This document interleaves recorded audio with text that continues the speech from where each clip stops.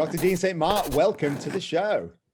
Thank you very much, Abby. Thank you for inviting me on. I know I've left you on the long string for a while to come on, but we finally got it. Every day I'm looking at my emails. I'm like, is he going to email me back? Dean, no, mate, thank you. I've looked up to you and followed your journey for some time now, and you're certainly making some really cool, truthful moves in the fitness realm. So I can't wait to have this conversation. But for the people who may not know who you are, what you do, can you just give us a quick 30-second reel of who you are and what you do? Yeah, so as you said, I'm Dr. Dean St. Mart. I'm from Ireland. I'm a pharmacologist from my education. So I have a first class double honours degree in chemistry and pharmaceutical chemistry. So originally that was all about drug development and drug design. And then I went on and done a PhD in synthetic organic chemistry. And then once I finished with academia, I moved into industry, and currently I work as a chemical engineer. Most people probably are familiar with me within the UK fitness industry as being the formulator for the UK supplement brand Supplement Needs. And then previous to that, I would have been an educator for Jordan Peters' website on Trained by JP. So I think between Supplement Needs and Trained by JP, I became quite well known in the UK fitness industry. And then obviously I've gathered quite a considerable following over the last 2 to 3 years on social media, from the US to Australia to Asia. It's been a bit mind-boggling, to be honest, considering it was my wife's idea when we first met 5 or 6 years ago to get onto social media and start, educating people. Like I was saying at the start, I'm a little introverted in that I tend to try and keep to myself, but very happy to speak to someone if someone wants to have a conversation. I love speaking to people who want to have a nice conversation. And it was my wife that basically said, with all my background in pharmacology and obviously with me being a competitive bodybuilder and optimizing health, she said, like, you know too much to keep it to yourself. If I was in a gym in Dublin training and some person come up to me and said, oh, what do you think about this supplement? Or, I'm taking this, I guess you could say, this compound or whatever. What do you think of my setup or my protocol? Then I'd happily have a chat with them. But I guess my wife was sort of, this is too good to keep to yourself, basically. And that's sort of where I then started. I fell away from online forums as I grew up in my 20s because a lot of it was just, it would turn my guts based on no science. Like having gone through, university towards pharmacology and toxicology, some of the stuff that was being put on forums, you just laugh. And there was no point, I guess, in even trying to entertain some of it, because all that would end up is getting like an ad hominem attack where someone would be like just taking the mickey out of you rather than listening to the actual science. And I think that's sort of where, with my approach on social media and my approach on Jordan's website, it was just like, you know what, I'm going to just start speaking truths. And if you don't like it, that's fine. I'll bite back just as nasty as if you're going to. So I guess I started to make people more aware of the effects that anabolic steroids can have on our health, but more so trying to educate the root causes of how these compounds cause disease. Because really how, I guess, even the medical profession views anabolic steroids are that they're just these bad compounds, rather than, I guess, understanding that originally these were medicines. They were medicines designed for human use.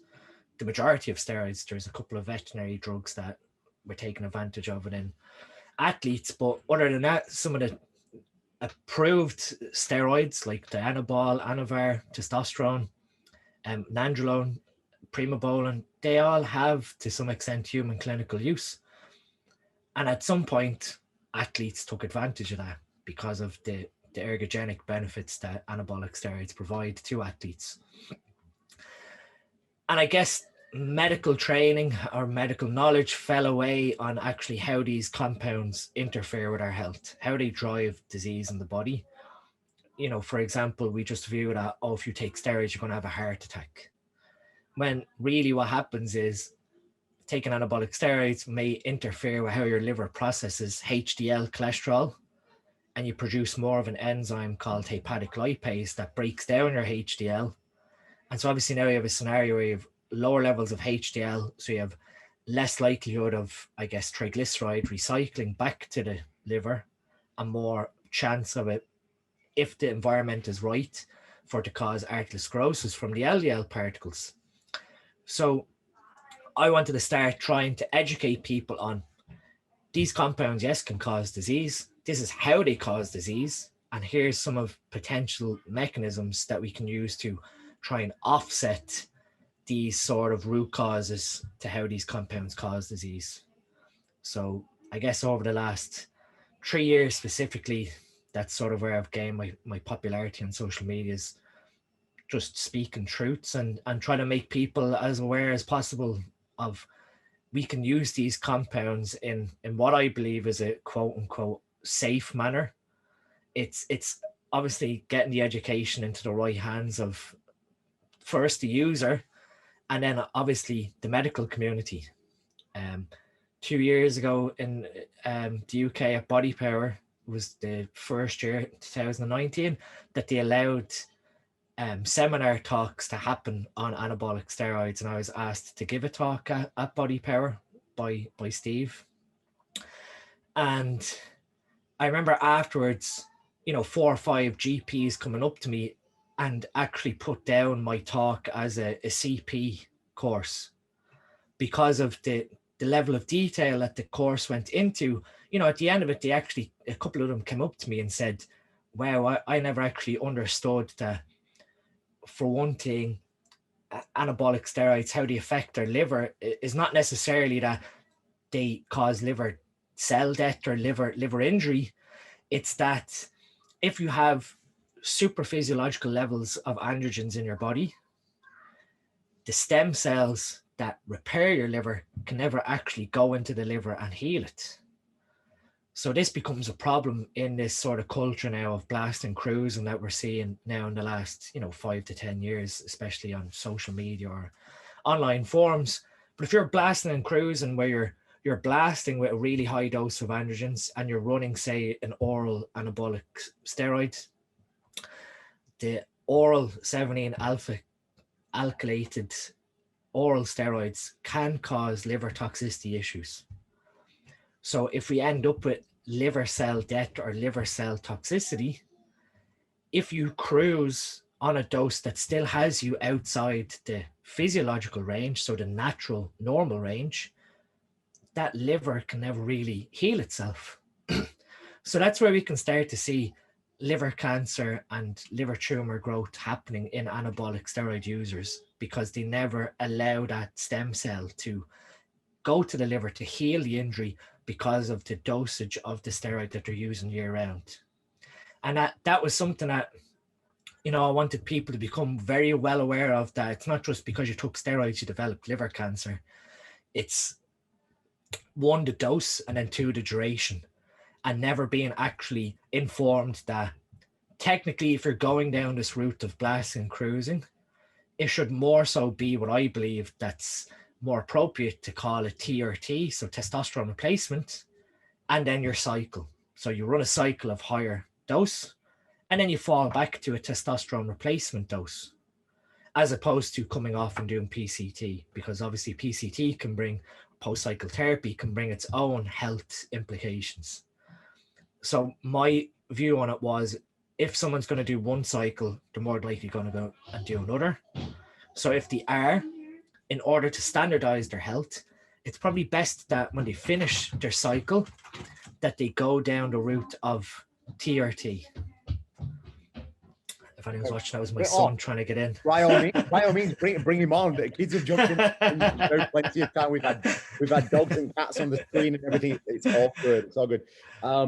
What I love about what you've done there is had the, I guess, first and foremost, the courage to be able to go, you know what, regardless of anybody's opinion, I'm going to go out there and tell the truth. And I think that's such an important, crucial part of developing a unison with human, just society in general, because there's nothing worse, in my opinion, than people that just fluff around and want to be politically correct, but don't actually help anybody. And it's fair enough to go, oh, I believe this, blah, blah, blah bullshit, but I don't want to offend anyone. But you could quite easily go, okay, this might offend some people, but here's what the actual truth is.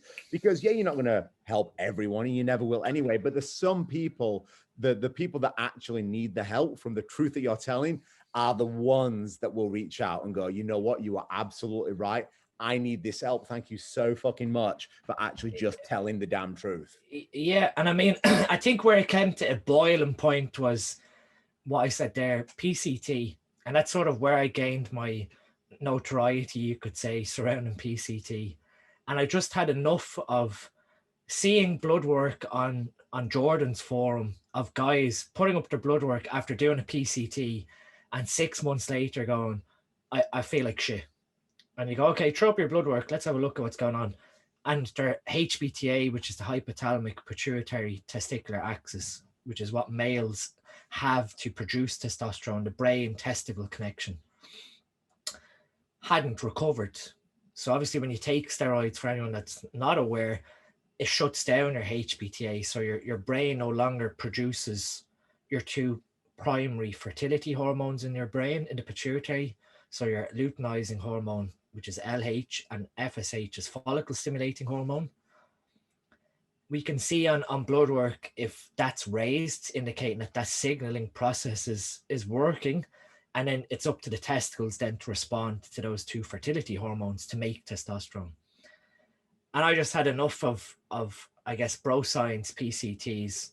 So there's a well-known PCT protocol published in quite a lot of books and even online by a well-known physician called Dr. Michael Scally, a fantastic doctor for the cause within the anabolics community, who's one of few that, you know, is willing to do what I'm doing now. And I think that sort of, he was a guy that I took inspiration of when I was growing up in my 20s. And he has a protocol called the Power PCT protocol. So it's basically a method to reinitiate the HPTA axis. Now, his method of PCT is superb in the logic of how you follow the PCT and the drugs that are chosen, the pharmaceutical compounds that are chosen. But like what you see on forums, Chinese whispers develop when it comes to, I guess, quote unquote, secrets. So somewhere along the line, someone magically said with the Power PCT that no matter what compounds you took, that you were to start the Power PCT after 2 weeks. Once you finished injecting, 2 weeks is the magic time period, and off you go with your PCT. And I think it was 2019, about 2 years ago, Michael Scally wrote an online article basically addressing this fact, saying, never ever did I say that you're to start this protocol after 2 weeks. And what I'm getting at is drugs have different clearances within the body. So this is sort of where I started to apply pharmacology to bodybuilding correctly. And I'm sure I'm not probably the first person that thought of it this way, but I was probably one of the few that started to speak out in the realm of social media.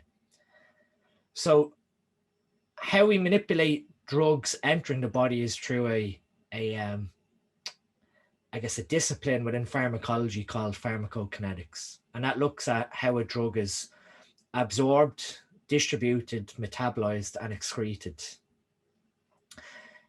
So for example, testosterone, when that was first isolated from, I guess sheep testicles many years ago, you could artificially raise your testosterone from ingesting testosterone. The problem there is that testosterone only lasts in your body for about 30 minutes when you ingest it orally. It gets broken down very quickly by your stomach and your liver. So what scientists then done when they were able to synthetically create testosterone was attach these ester groups onto the drug. And the esters are lipophilic compounds. They're fat loving. So what they do is they allow the compound to sit inside the fatty fascia between your muscle fibers and slowly absorb into your system. So now you can say, for example, testosterone enanthate, which is an ester version of testosterone, will now slowly release into your system over, say, a week period. So in that regard, the different esters control the different distribution speeds of how these compounds go into our body. Now, if you were to apply the power PCT to, I guess, testosterone enanthate, taking this as a simple example, on average, in an average male, testosterone enanthate's half-life is about 5 to 7 days. So the half-life is a simple way of saying the time length it takes for the drug concentration to decrease by half in the body. So if you take 200 milligrams of testosterone enanthate on a Sunday, the following Sunday, you're expecting it to be 100 milligrams in the body. So that half-life is very important because there's a general rule within pharmacology that after 5 half-lives, your drug concentration is pretty much back to a zero baseline. Now, that means that if you inject testosterone enanthate, you have to wait at least 5 weeks for the drug to clear out of your body. And as I said, the HPTA gets shut down in the presence of exogenous sources of testosterone. So when you inject testosterone, you shut down your natural system, and it's not restarting until, you know, there's a concentration of drug within your system that's negligible to basically tell your body, restart the engine. So my problem there was you had guys starting PCT after 2 weeks doing a test-E cycle. When they started their PCT, there was still drug in their system. So with PCT, using the power protocol, you use HCG, which is a synthetic form of luteinizing hormone. And that's ran for 21 days. Now, this is where I was trying to make people see that if you started PCT after 2 weeks of stopping a test-E cycle, you still had another 3 weeks of the drug clearing your body. And meanwhile, you're starting the power PCT, putting this compound in, HCG, to try and restart your system when it's not going to be able to do that because there's still drug in your body. And I had to laugh because, you know, if you ever search through some of the online forums, I had to laugh then because you had guys, you know, trying to belittle the science behind what I was trying to explain here when it's completely sound. And I've helped, I don't even know, at least over 100 people in the last 3 years recover naturally from using my PCT protocol. With being patient, so my first sort of step here was just be patient and allow the drug to clear from your body. If that's test-E, it's going to take 5 weeks. So let 5 weeks pass. After 5 weeks, get your blood work done and see, has your HPTA turned back on? Because your body's intelligent. If it senses that there's no testosterone present, there's a likelihood that your brain is going to signal these fertility hormones to get you back to a normal testosterone level again. The whole point of a PCT or a pharmaceutical PCT is that if your HPTA doesn't respond, well, then you have to use the pharmaceutical route to speed up the recovery of the body. And this, I guess, hesitation to wait has been driven by this Chinese whisper of, you know, oh, I have to start PCT after 2 weeks. Because what ends up happening, the more, I guess, complicated factor to it is, say someone uses equipoise or nandrolone decanoate. They have esters attached to them that create a half-life of nearly 10 to 14 days. So in other words, if you've done your last shot of nandrolone or equipoise, after 2 weeks, you've only decreased the concentration of your injected dose by half. So in other words, you're looking at, you know, 8 to 9, almost 10 weeks for that drug to fully clear from your body in order for your HPTA to start going, right, I need to start making my own androgens.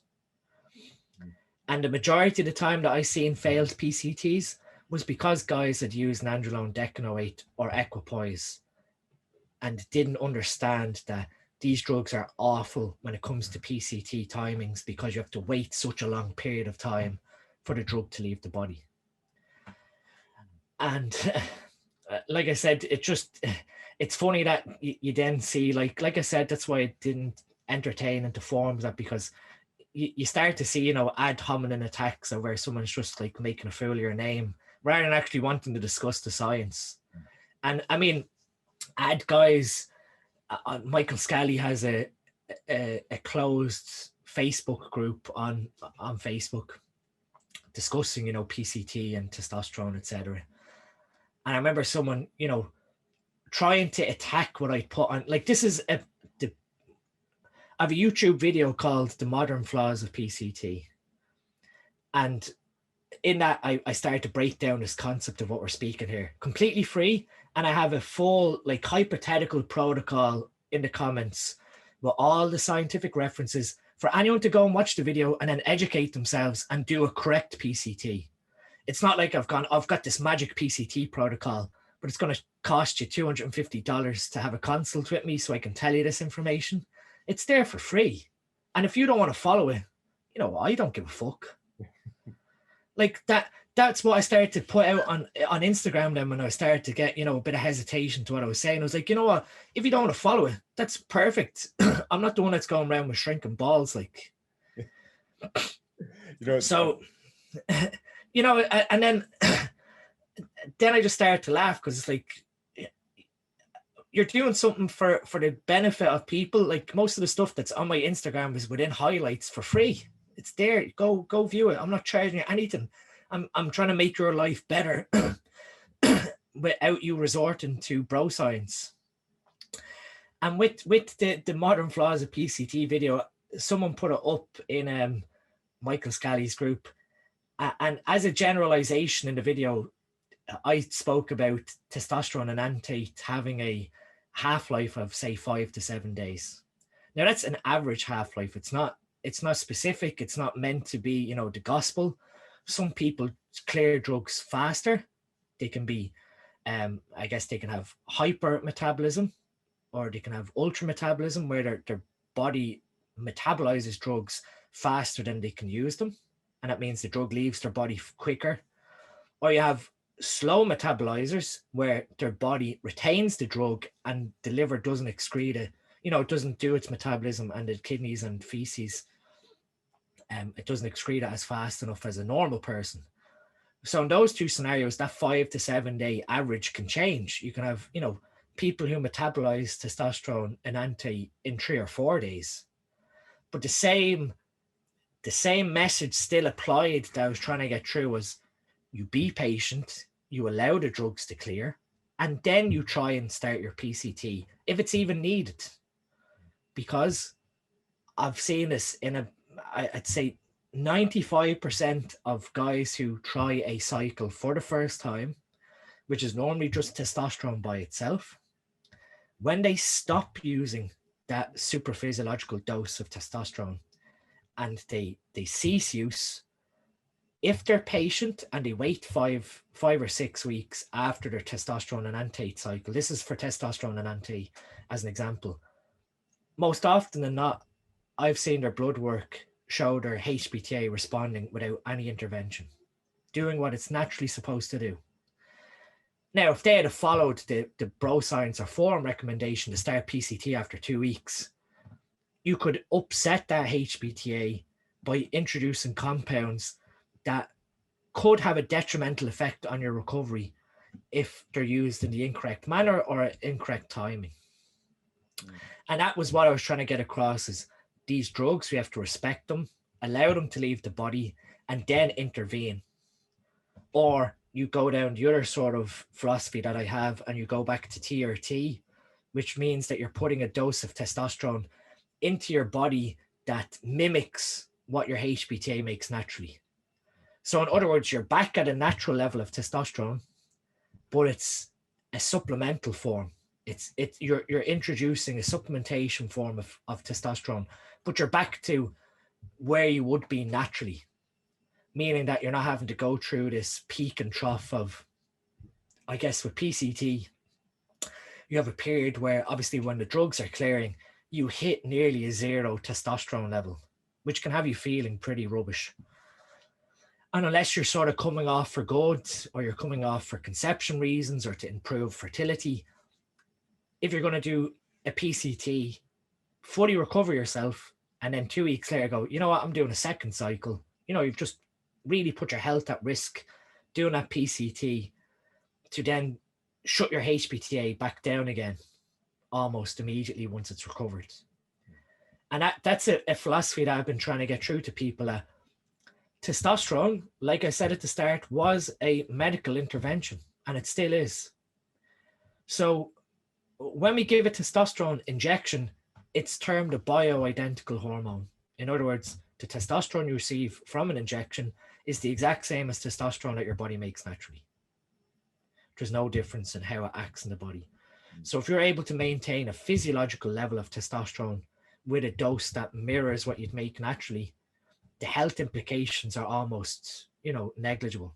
You're pretty much back to where you would be normally genetically. You're just avoiding this impact of trying to recover the HPTA. Now, that scenario of TRT obviously brings with it the shut down HPTA, which obviously impacts your fertility. So if you're using TRT going between a cycle and TRT, your fertility never really recovers because you're not making FSH. But with that, I guess, with that risk in mind, that risk, same risk applies to anyone that's going to use testosterone or anabolic steroid cycles anyway. So I guess where I gained the notoriety was just on being just straight up, and, you know, if you don't want to follow this, that's fine, but I'm here to try and help you. And I'm not trying to make any money out of it, because at the end of the day, I didn't get into any of this to make money. It was just out of, I guess, knowledge sharing. And with that, obviously, came the I don't want to say fame, but came the acknowledgement of being a respected individual within this field of anabolics, because I was willing to put people first rather than go, you know what, oh, I've got all these secrets, pay 20 or 30 euro and you'll get my ebook or my magic secret book here with stuff that's in it. It was never about that. And it was the same then on Jordan's forum. I had guys, you know, recommending health supplements that shouldn't be recommending health supplements because they don't really understand what the health supplement does. And that was another thing I sort of spoke out about when I became formulator for supplement needs, was supplements aren't an insurance policy. So if you take supplements thinking that it's going to stop you having a heart attack or stop you wrecking your kidneys or wasting your kidneys, you know, you're going to be sadly mistaken, because at the end of the day, they're beneficial, but they're not a savior. And it's understanding how we use supplements, and as the word suggests, to supplement your diet, your lifestyle, your nutrition, everything else that goes with it. So it's not just that I have the CV stack with supplement needs, which is a fully comprehensive heart care supplement with I think it's 11 or 12 ingredients. I think it's 11 ingredients. But if you start an anabolic steroid cycle for the first time and you think taking CV stack is going to magically stop you having a heart attack, you know, 10, 15 years down the line, you'll be sadly mistaken. And that again is sort of a thing that I try and preach to people that decide to go down this sort of route, is that if you are going to commit to an anabolic steroid cycle or commit to future cycles, it's very important that you look at what happens to your health when you go on an anabolic steroid cycle and what happens when you come off the anabolic steroid cycle. And more so importantly, you need to understand your baseline health before you touch any of this stuff. So understand right now, before you even go near a high dose of testosterone, are you already at a risk of familial, you know, hypercholesteremia, which is heightened cholesterol? So you might not even be aware that you have this genetic risk where your LDL is high and your HDL is low, or your triglycerides are high. There's so many different disease processes that could be happening in the background that would be amplified by an increase in testosterone. And by having your health baseline before you go near any of this stuff, you can make a risk assessment to, okay, I understand that I have a propensity towards having skewed lipids. Is it wise for me to increase my testosterone, given that there is a correlation there to cardiovascular disease? Am I going to speed up the risk of me having a heart attack? The other scenario is you understand then your natural fertility baseline. So you see where your LH and FSH are, and you see where your testosterone is. And with that information, and you can apply that when you do your PCT, because you have a set of numbers that when you finish your steroid cycle, you have a baseline number where you know that your HPTA has to return to for you to be fully recovered. So before you start steroids, say your LH and FSH are both 2.5 and your natural testosterone is, say, 50 nanomolar. When you finish your anabolic steroid cycle, and whether you allow the compound to clear and see does the HPTA respond in that 5-week period, like I said, or you go the route of doing the full pharmaceutical PCT, the results should still be the same. You should still return back to LH and FSH of 2.5 and your natural test level of 15. And that's why it's very important that you have those numbers before you go near anything. And that is a huge mistake that I see quite often with guys who have just decided to jump the gun, decide that they don't want to do another cycle and they want to do PCT. And they come and they consult with me. And the first thing I ask is, well, where's your natural baseline numbers? And, 75% of the time, oh, I never got it done. And it's sort of like, we're stabbing in the dark here. We don't actually know, where you're supposed to return to. What could happen is the testicles can have oxidative stress from steroids. In other words, the cells within your testicles can change shape and they can change function. And that can have an impact then on how your body produces testosterone. So you may end up making less testosterone when you recover from your anabolic steroid cycle. And it's important that you can sort of see, let's say, to make it a little more dramatic, say your natural testosterone was 20 before you use steroids. And then when you finished using it and you've done your PCT and your level is recovered back to 12, now that is a huge jump from 20 down to 12, indicating that, okay, there may be some testicular damage that has occurred here, or there's an issue at the brain where we're not making enough fertility hormone. So there's all these different scenarios that we need to be clued into, even from an endocrinology perspective, so that if something does go wrong, we can then understand how it happened and how we might be able to reverse it. Now, if the testicle cells do get damaged, the Leydig cells that make testosterone, it's unfortunate, but it's highly unlikely that you're going to be able to reverse that damage. So in other words, you either accept the fact that you're going to be making less testosterone, or you then succumb and go the route of TRT in order to get your level a little higher. And all this sort of stuff isn't really being spoke about in the mainstream, or there's very few, like I said, medical doctors that are clued into these aspects when it comes to, I guess, male hormone use. Because, at the end of the day, general practitioners aren't really trained to be endocrinologists. But the same thing goes, I've had consults with guys who have sought endocrinology help and have been given the complete wrong advice, to the point that it always makes me laugh that they end up not trusting the endocrinologist and following my advice. And it's sort of, well, I'm coming at this from a pharmacology perspective of how the drugs work and understanding the underlying mechanism. Whereas this person has spent a lot of time devoting themselves to the study of hormones.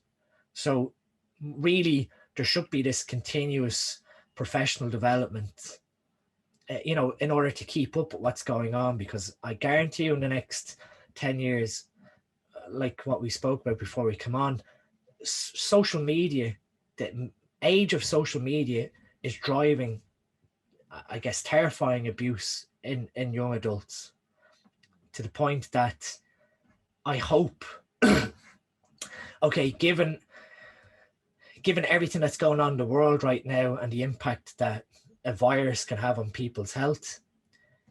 Within the next 10 to 15 years, we're going to see teenagers, 18, 19-year-olds who have abused steroids throughout their early 20s, trying to achieve a visual look based on the pressures of social media, result in either increased healthcare burden through cardiovascular events. So they don't pay attention to their diet or their environment. And then obviously that's slowly triggering atherosclerosis and plaque deposition, which can then eventually lead to heart attack. Or we end up with this massive influx, and this is where I'm really terrified of what's going to come, is a complete change in mental health.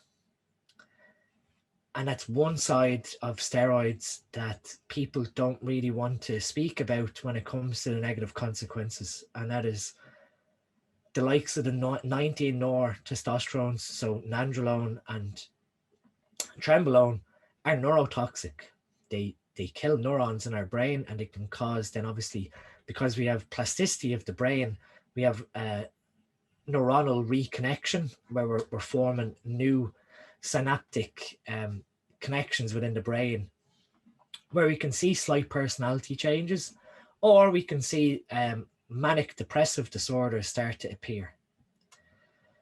And with that, I guess another big thing that has come to light in the last, I'd say 3 or 4 years in my mind anyway, I'm sure it's been around quite a long time before that, is what is known as androgen steroid-induced hypogonadism. And this is sort of what Dr. Michael Scally and the Anabolic Dr. Thomas O'Connor, that people probably are aware of as well from YouTube or social media, have spoken about. And basically with androgen steroid-induced hypogonadism, you'll see that a person has recovered full HPTA function. So they've been successful in having a good PCT. They're producing healthy levels of testosterone again. But we now have symptoms of male androgen resistance. So although they have normal levels of testosterone, they have symptoms of hypogonadism, indicating that their body isn't efficiently using that level of androgens correctly. Now, when that comes to the brain, it's not necessarily that the brain is being lacked of androgen stimulation. It's that the neurochemistry that has resulted during the anabolic steroid use has completely reconfigured how the brain signals. And we see massive issues in dopamine signaling. So dopamine and serotonin are the two most well-known neurotransmitters that I'm sure people who are listening are aware of. Dopamine is our, I guess, a neurotransmitter that drives desire, reward, drive. It's sort of the main stimulatory neurotransmitter that gives us ambition for life. And then serotonin is sort of this feel-good, happy neurochemical that brings balance to our neurochemistry to try and, I guess, dopamine makes you want to do things, to drive to do things, and then serotonin sort of relaxes you and brings about this sort of feel-good mindset that makes you content with your life. Now, what can happen is when you use high doses of androgens, estrogen specifically can speed up the transport of dopamine in the brain. And what you find then is that the neurons within someone's brain become reliant on this high dopamine drive. That when they stop using steroids and they return to normal, so they're now a normal HPTA, meaning that everything is perfectly fine. If you do blood work, your doctor would look at it and go, you're perfectly fine physiologically. But there's something underlying from a mental perspective that won't get caught with blood work. And that's, like I said, that person will complain of low libido, low drive for life, low ambition. And what's happened there is the threshold of the neurons within the brain have remained at this very high level. So in other words, your brain is seeking this massive buzz of dopamine in order to get aroused or get driven for life. That guys go around for, it could even take up to 3 years for this neurochemistry to rebalance itself. And while steroids aren't necessarily physically addictive, this whole aspect can drive addiction, because you then get guys that look and say, well, I done steroids, I came off. When I was taking steroids, I had massive libido, I had, you know, very high drive for life, I had great desire. And now since I've come off, I've no libido, I've no sexual desire, I've no desire to do anything with my life. And so that sort of creates this vicious cycle of guys continuously using steroids in order to get that high dopamine drive again. That neurochemical imbalance side effect of steroids becomes very pronounced then obviously with stronger androgens like trenbolone. And we have, you know, 18, 19-year-olds being advised by the big guy in the gym to take 400 or 500 milligrams of trenbolone, which is like terrifying. It's like to think someone's son basically at 18 is being told by this big guy in the gym, because that's what he done, or that's what, you know, that's what is done, that, or the other side of it is that the guy is selling gear and he's just seeing this as an easy victim, or just keep selling this young fella gear. That's another big side to it as well, because it's just like any other recreation drug. You have dealers that are looking to make money from the illicit sale of these compounds without, you know, it's like someone goes and buys cocaine. Do you think the dealer's going to tell them, oh, you know, if you sniff a full fingertip of this, you're going to end up in hospital? Like they don't care. They're just going to try and offload what they're trying to sell. So that's the other dangerous aspect. So you have guys, let alone that these compounds are illegal, we have guys that do not really care about the end customer, similar to any other drug dealer. And that is very scary, because, you know, especially with what's going on in the world with lockdown and whatever else.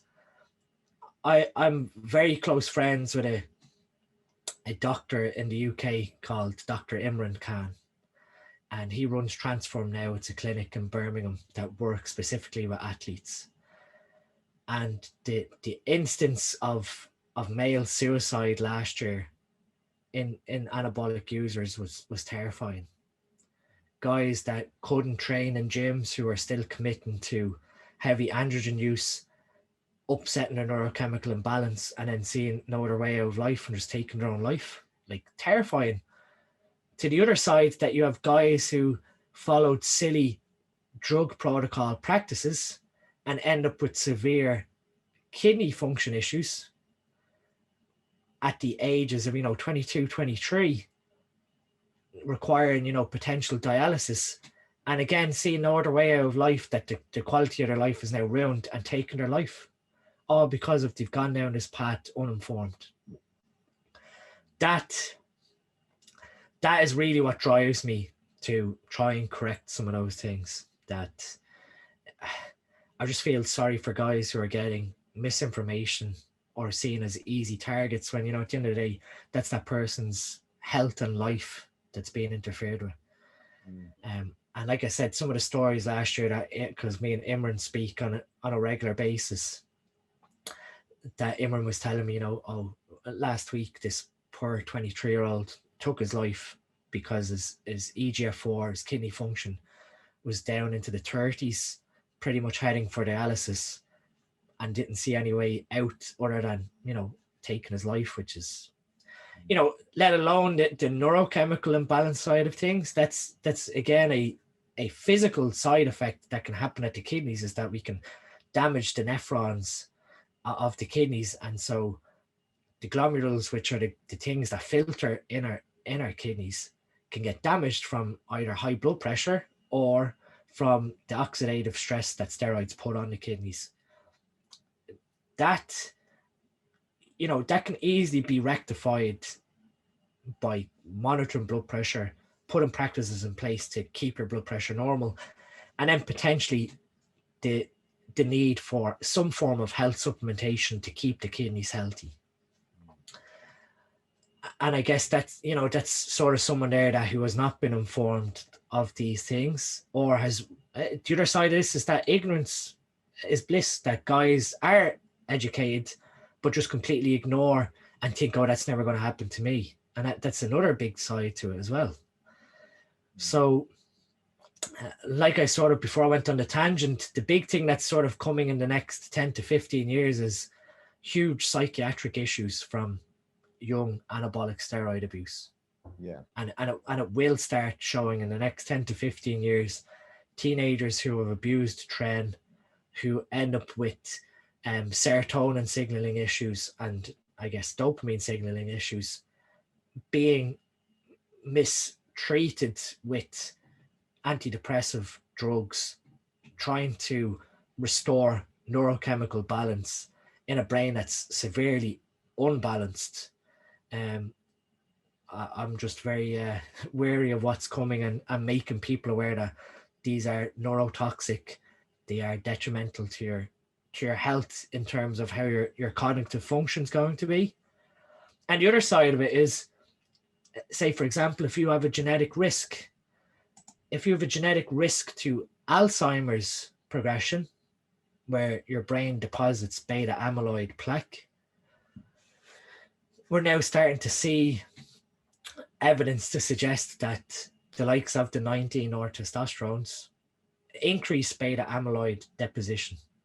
So you now have a scenario where you have guys in their 30s and early 40s starting to develop Alzheimer-like symptoms because of this decline in neurochemical function, and obviously how the neurons themselves have been affected through neurotoxicity. You know, when you kill off neurons, you don't gain neurons back. You have a process known as neurogenesis where neurons can grow, but if you kill neurons, that's it. They're gone. They don't regenerate. So what ends up happening is, in, I guess, people who have become compromised from a neuron setting within their brain, your neurons have plasticity where they can form branches to other neurons to try and preserve brain chemistry. But it doesn't necessarily mean that you have more neurons. So in other words, then you're losing this capability for increasing neurotransmitters within the brain also. So that's sort of my big worry that I was getting across in that talk at Body Power, was the cardiovascular side effects, the kidney and the liver are the ones that are more so fretted by people in the mainstream. But to be honest, they're not the most detrimental, because to be honest, who wants to develop Alzheimer's in their early 30s or early 40s and know that it's irreversible? Yeah, and I think, as you sort of said then, the next sort of 10, 15 years, things are going to take potentially a massive decline. I mean, we've already sort of seen it from, 10 years ago. 10 years ago, you were seeing little things like people might try a little bit of test, a little bit of Anavar here and there, but they're going straight to the big boppers. They're going straight to tren and wanting to, get results faster or get to where they want to be faster. And it's not that social media is the sole cause, but it's almost the dark side of it's being broadcast as more of people being in phenomenal shape, looking a particular way at younger and younger and younger ages, and people aspiring to look that particular way, whether it's for monetary gains, whether it's for fame, wherever the reason is a really, really scary thing. And as you said there, developing things like Alzheimer's at 30, it's like, well, you've got another 60, 70 years to live. That's pretty saddening to hear. And I guess what people don't realize as well is, like, cool, you're going to be on a high for 10 years taking these cycles of drugs, and what happens afterwards? Like, what does that look like afterwards? What's your game plan as soon as you finish doing that, which a lot of people don't think about. And what I'd love to hear from you is the people listening to this that may be in that state of, what, I want to get on something because I want to look a particular way or feel a particular way, and they've never taken anything before. What is your advice to that person? And let's say they are, sub 25 years old, and they've been training maybe a couple of years. What's the advice of that person? So I guess females, in my mind, female anabolic use is something that we didn't really touch on, but I really try and stay away from female anabolic advice because, to be honest, I don't think females have any, I guess they shouldn't really be considering the use of these compounds based on the effects that they can have on female physiology. That's not to say high-level competitive athletes that aspire to something great can't make a safe, I guess, protocol approach to their use, but it's definitely something that I completely try and stay away from. With males, I guess we have to consider, firstly, like I said before we come on, your nutrition is a huge thing. So you have guys that want to completely jump the gun thinking that steroids magically make you big, when really, on a simple mechanistic level, steroids increase muscle protein synthesis. So you have a higher turnover of creating muscle protein. You have increased nitrogen retention. So your body has the ability to retain amino acids within the body. And that obviously contributes to muscle protein accretion. They have anti-catabolic effects where they stop your body breaking down muscle tissue or breaking down body tissue excessively.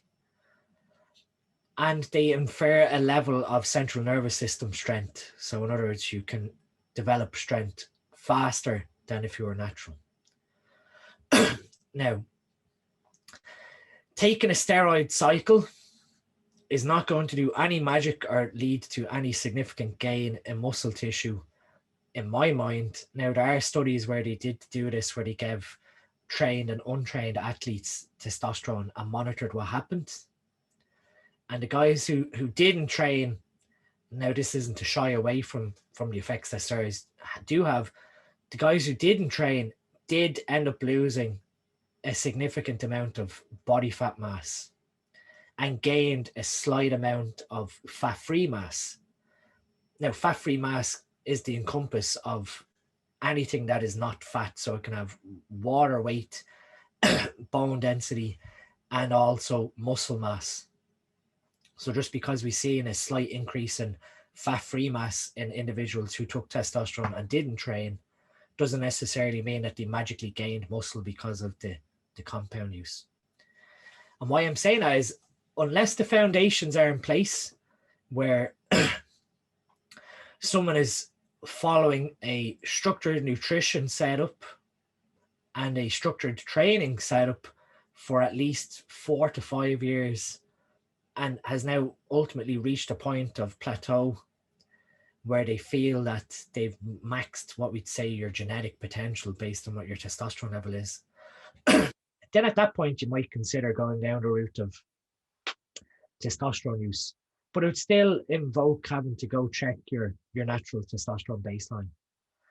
And even then, you know, someone who may feel like they're not progressing may still have small deficits within their current nutrition and training setup that's not allowing them to progress. And even so, as far as, you know, not optimizing recovery and not training with adequate volume or training with too much volume, you know, there's so many pieces to the puzzle that it's not just that when you start banging in, you know, 2 to 5 mil of test a week because some fella said to you that you're going to magically change your physique. You still have to be training with the intent to drive, I guess, muscle protein accretion, as well as causing adaptive change to the physique to, I guess, cause that skeletal system to be overloaded and facilitate an increase in muscle size. Because at the end of the day, how we gain muscle mass is in response to a stimulus. So unless we're adequately driving that stimulus, these compounds aren't going to be magic. And it's sort of, you know, not that I'm horrified, but like to hear some of the 17 and 18-year-olds in gyms, you know, locker room speak where they're chatting amongst themselves about what stuff they're taking. And I look at them and I think, you know, I've just watched you train out in that gym. And to be honest, you know, your level of effort doesn't even warrant what you guys are speaking about. You know, It's like, you know, guys have chosen to use these compounds, like you said, under social media pressure, rather than understanding how these compounds ultimately work. Is, like I said, they'll increase my muscle protein accretion, they'll help my nervous system adapt to a heavier load, to help me to recover faster. So in other words, then it allows my training to be facilitated to a higher intensity.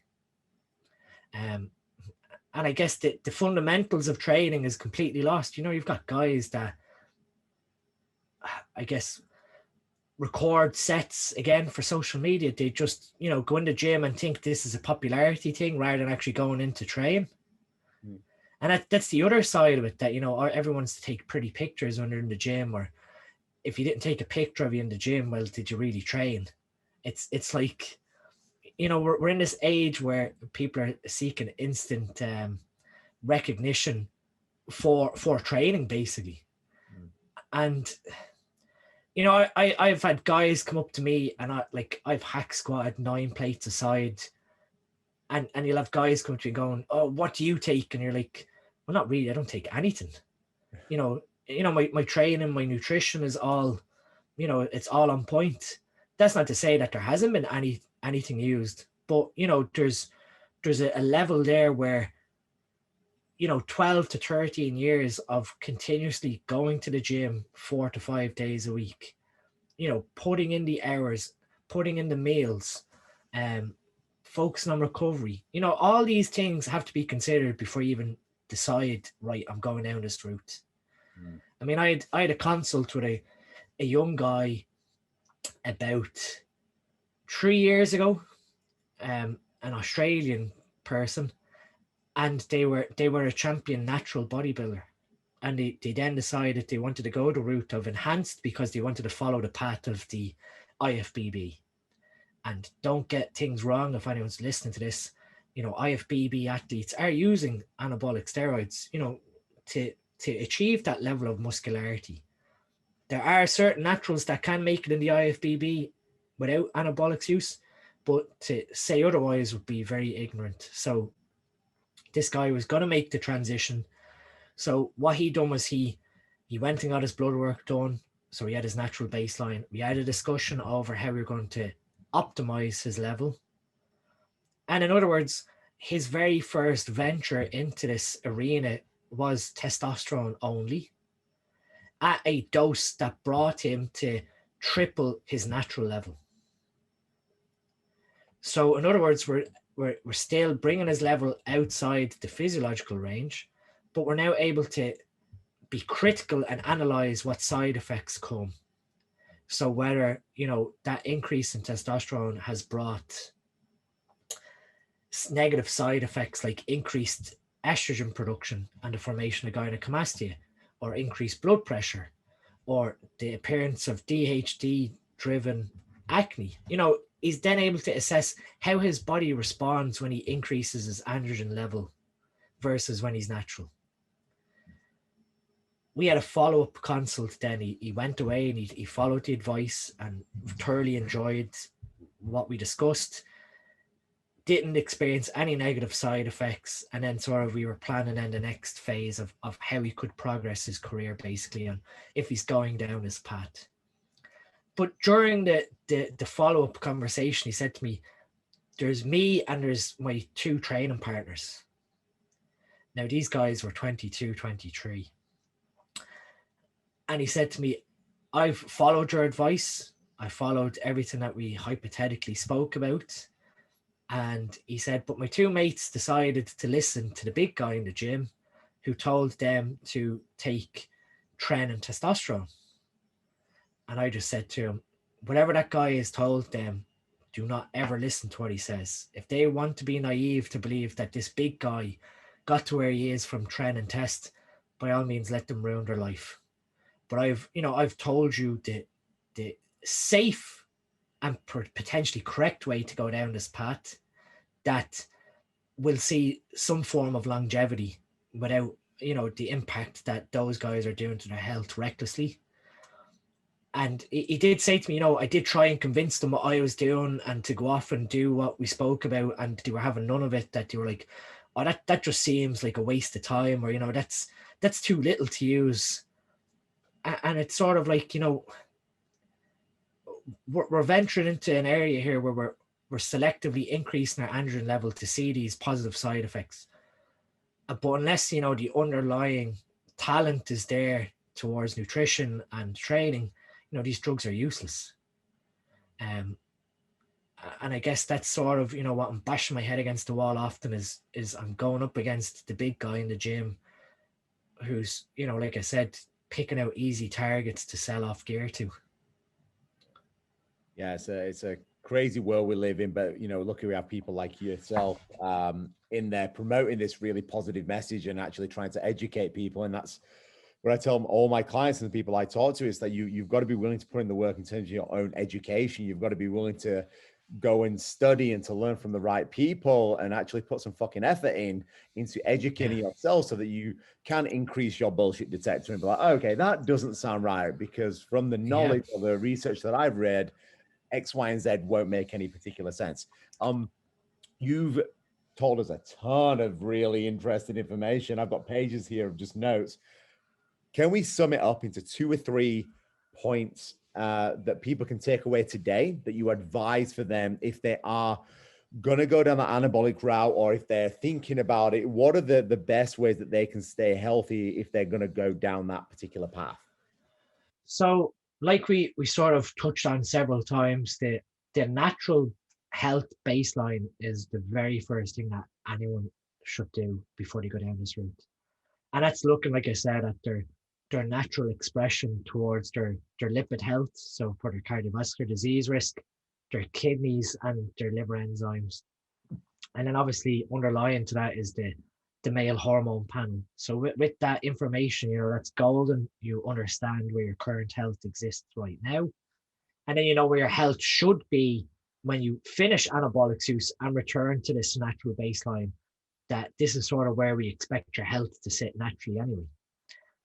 The second thing then is, from a supplemental perspective, I guess the easiest one, not from an insurance policy, but the easiest one to sort of try and mitigate is the cardiovascular disease risk. And that's trying to maintain a natural lipid panel of normal LDL and then keeping our HDL as high as possible. And what I mean by that is the disease process of cardiovascular disease mainly falls back to environment and nutrition. So I always laugh at guys hammer steroids and then never really pay attention to what goes into their gob. And then, when they hit 40 and they have a heart attack, they go, oh, it was the gear that I took in my 20s that caused the heart attack. Not the fact that you binged on, 2 large pizzas every weekend for the last 3 years. Silly little things like that, where your nutritional choices ultimately affect your arterial health. So if you're going down this route, you have to be very mindful that, okay, steroids aren't magical, but they afford flexibility to your metabolic efficiency. So you can now oxidize glucose more efficiently than when you're natural. And you have a propensity to not get as fat as if you're natural. That can afford people a bit of flexibility in the food they eat and the macros that they ingest.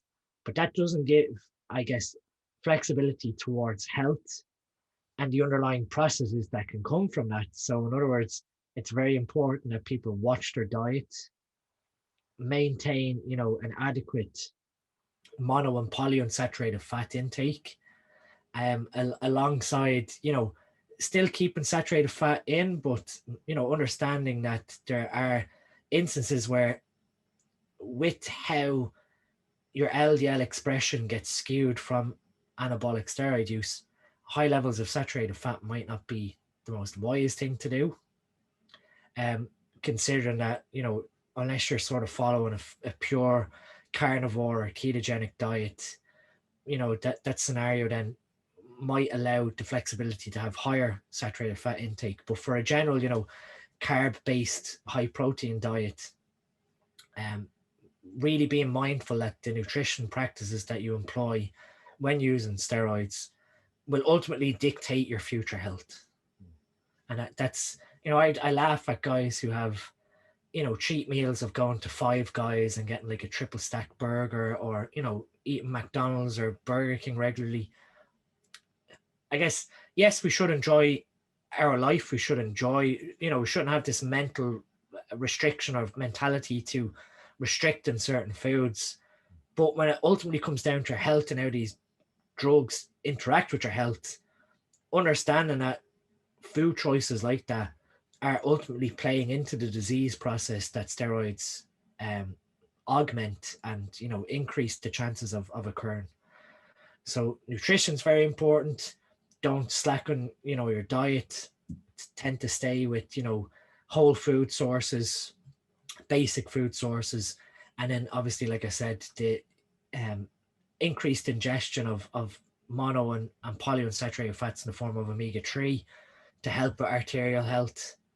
And then if needed, you know, certain supplements like the CV stack that I have at Supplement Needs helps to offset LDL oxidation. So our LDL molecules aren't naturally arterigenic. It's when they become oxidized and form small dense particles that they can infiltrate into our arteries. So certain supplements can offset that oxidation and keep things in a normal balance. And obviously your environment has a big impact to that as well, being exposed to pollutants and free radicals in the environment. So certain supplements like that, higher antioxidant intake, if you're in a polluted environment, can have some positive benefit then to your health. And then I guess the third one is patience. Understand that when you enter this realm, more isn't better. Now, that's not to say more doesn't bring a more pronounced effect, but in the longevity aspect of things, more is definitely not better. So, you know, if you think that taking 250 milligrams of testosterone per week brings one effect, therefore, if I take 750 milligrams and triple the dose, I'm going to see more of an effect. Potentially, you may see an increase in muscle protein accretion, but you can be pretty sure that it also brings a heightened risk of side effects, increased aromatization to estrogen, increased 5-alpha reduction to DHT. And with that, then they bring negative consequences. So it's not necessarily take as much as you can. It's being, you know, intelligent to where your natural baseline is to start, and then maybe manipulating your testosterone value to double or triple what you make naturally, and assess how the compound works in your body. Then from there, you can move down the route of not more so polypharmacy, but include compounds that are more anabolic than testosterone itself, if the goal is as much muscle protein accretion as possible. And that's where you can move into what we term the anabolic steroids. So the patience is a huge thing, and actually, you know, understanding or educating on the science that, you know, more isn't better. And that's sort of what I'm coming up against. But slowly over the last few years, guys, I guess what sort of happens is I put out this information, and then like what happens, you get copycats, or you get, you know, coaches that become more informed and inform their clients. And that's brilliant, because it means then the message spreads. So you end up with guys that are actually then critically thinking. I mean, I remember in the beginning of trying to educate all this on social media, and I was, you know, saying, just because your coach tells you to do something doesn't mean that you get a free pass on your health. You know, if you end up with severe side effects later on in life, you can't turn around and go, oh, it's my coach's fault, because at the end of the day, you're the fucking idiot to stick it into yourself. So, you know, understand that, not to take digs at the fitness industry, but there are coaches out there that just don't care, that, you know, will throw drug protocols because it's what they think works, and not actually understand the the pharmacy behind how the compounds actually work. And there have been a lot of people severely injured health-wise from following a coach's advice because, oh, well, my coach said so. I mean, at the end of the day, you can't turn around to your 8-year-old son or daughter and say, oh, it was my coach's fault that I have a heart attack and now I've got reduced heart function and your dad might not survive till he's, 55. Silly things like that, that, as you said, guys, you have some flexibility in your 20s, to be honest. People will go out and party and take recreational drugs and drink alcohol and, laugh it off after 2 or 3 years. And, how much effect is that going to have in your life? Very hard to, I guess, make it, a risk analysis towards, if you're partying like that, how is it going to affect your health? Same sort of scenario. If you go down the route of using drugs in your 20s, what effect is that going to have on your later life in your 40s and 50s when you stop using these compounds? If you were to mildly use these compounds in your early 20s and stop after a couple of years, okay, maybe, based on your dietary practice, there might be a small insult to your cardiovascular health.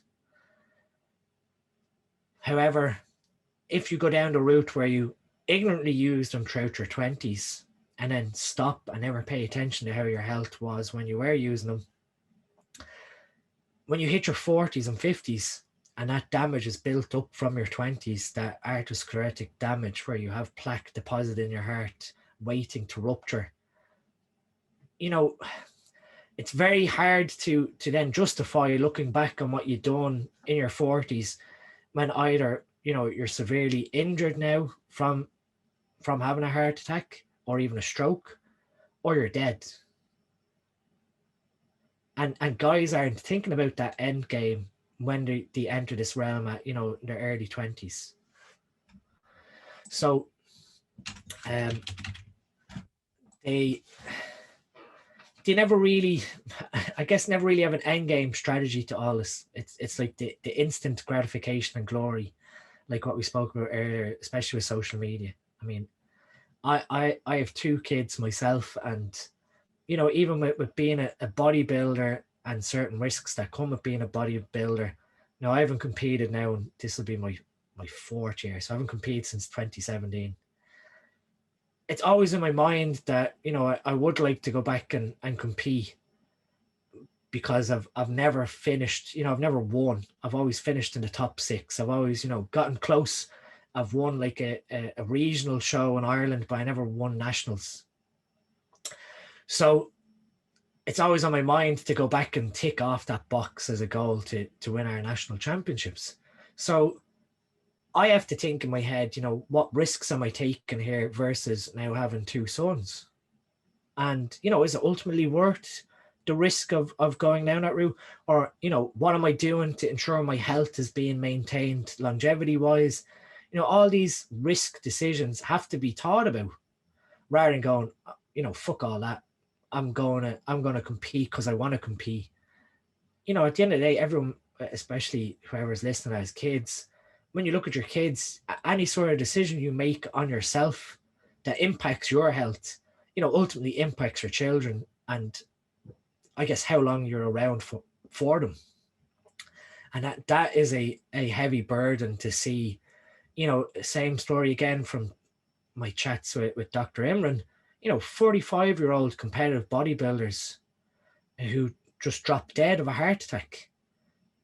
And the devastation that leaves behind because of the ignorance to how they monitored their health throughout their career, or never were willing to just walk away, or, I'll just use a little bit of gear all year round because I want to stay in shape.